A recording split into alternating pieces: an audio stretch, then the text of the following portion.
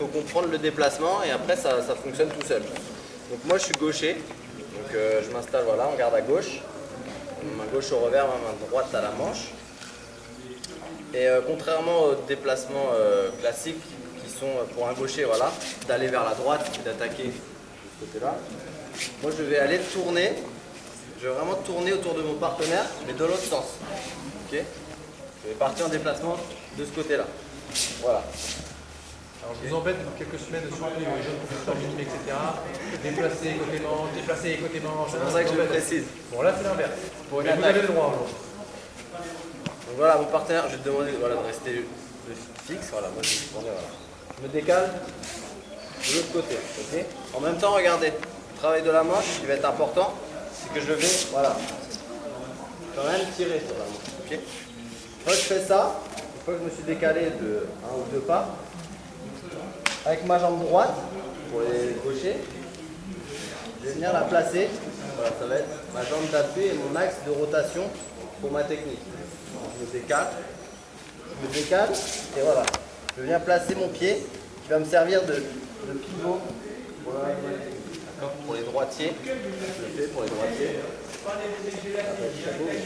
Je me déplace à gauche. Voilà, j'amène la manche et c'est mon pied gauche qui va venir me placer de manière à pouvoir lui permettre le pivot. Je vais vous montrer, ça va être plus concret à vos yeux.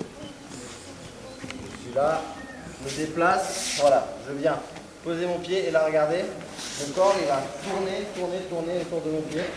Je vais venir pocher, je vais chercher pas le Uchimata mais plutôt le ouais, ici, juste au-dessus du genou là. Hashiguruma. Voilà. Je suis là, je me déplace, je viens mettre mon pivot, j'ouvre et voilà, je viens chercher au-dessus du genou. Okay. Les adultes, ça peut nous servir pour la base de demain.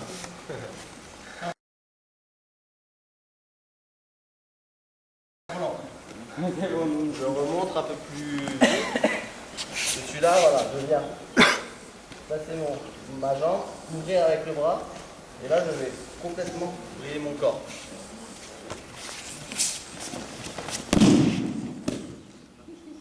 Ça va vite, ça prend de la vitesse. Plus on va vite et plus la rotation se fait vite et plus il y aura de force dans le mouvement et plus l'impact sera à droite. Je vais être incapable de le démontrer avec une chute, mais je vais le montrer voilà. Comme ça pour les droitiers si ça peut vous aider de visu. Ok, donc les points importants, je me déplace du côté de ma main qui est au revers. Pour les gauchers, voilà, je déplace à gauche. Pour les droitiers, on déplace à droite. Et c'est la jambe qui est en arrière qui va venir faire un petit pas, voilà, qui va permettre le pivot. Si je ne fais pas ce pas, ça va donner ça et je vais être trop loin. Donc, le fait de venir avancer ce pied, voilà, être un peu plus près de mon partenaire et le contact va se faire plus facilement. Je vous remontre avec une chute.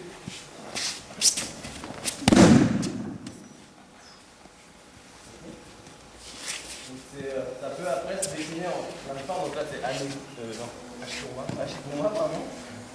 Ça peut décliner aussi en Uchimata. Mais il vaut mieux aller viser la jambe loin. Au cas où, si voilà, ma jambe elle passe à côté, bah, au pire ça se termine en Uchimata. Mais il vaut mieux viser le Harai-goshi ou le Hashiguruma plutôt que le Uchimata, puisque si je vise le Uchimata, ça peut, voilà, je peux passer à côté. De toute façon, dans cette forme circulaire, le Hashiguruma est plus efficace, hein, parce que le partenaire il a plus d'appui. J'ai bien aimé aussi le haut du corps, hein. Vous avez vu le haut du corps, la garde, je pense à tout le monde, il n'y a pas de bras qui restent derrière, etc. Hein. C'est pivote pour. Dès le départ, voilà, quand mon corps va partir par là, voilà, le haut de mon corps, voilà, travaille aussi. Là, dès le début. Hop. Okay. C'est déjà un déséquilibre. Voilà. Le fait de faire mon pivot et de venir bloquer, voilà, regardez mon partenaire. Là, le haut du corps a travaillé et a mis mon partenaire, voilà, On s'équilibre. Mon partenaire reste sur ses talons.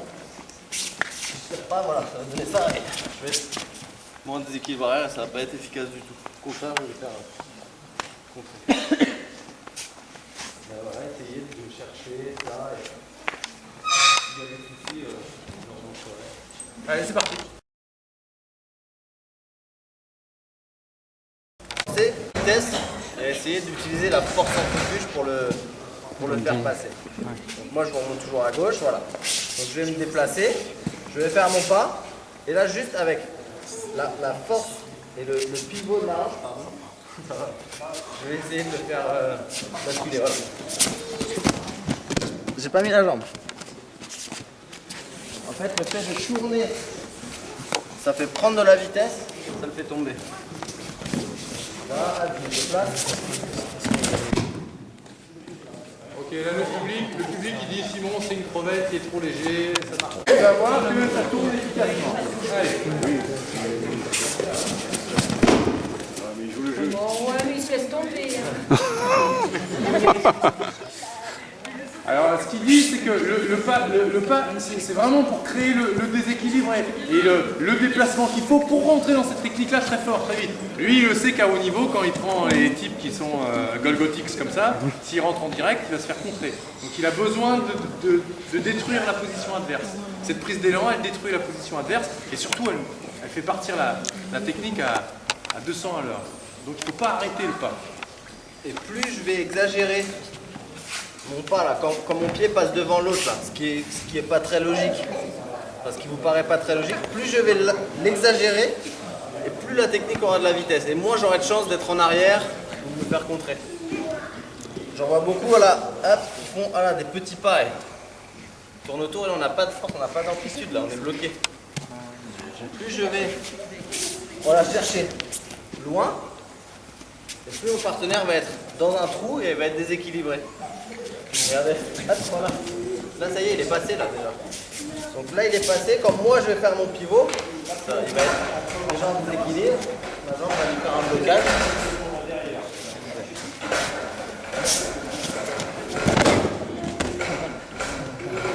Voilà. Vous avez vu? Oui. Alors, dans cette technique, là il s'est mis par terre, etc. Alors, dans ce genre de technique, quand on fait la technique, si on veut être efficace, on met son propre corps dans le déséquilibre qu'on veut créer aussi. On rajoute son poids. Donc c'est normal qu'en plus Christophe est plus lourd que Hugo. Donc quand Christophe il part, il embarque Hugo dans la chute. Si je réfléchis à rester debout, je vais perdre de l'élan dans ma technique et ça va me déconcentrer, du coup je vais perdre de la force. Là j'emmène vraiment mon corps jusqu'à la chute pour m'assurer déjà d'une que mon partenaire va bien tomber sur le dos, pas sur le côté si je m'arrête. Et ça va donner encore plus de force à ma technique. C'est-à-dire qu'une fois que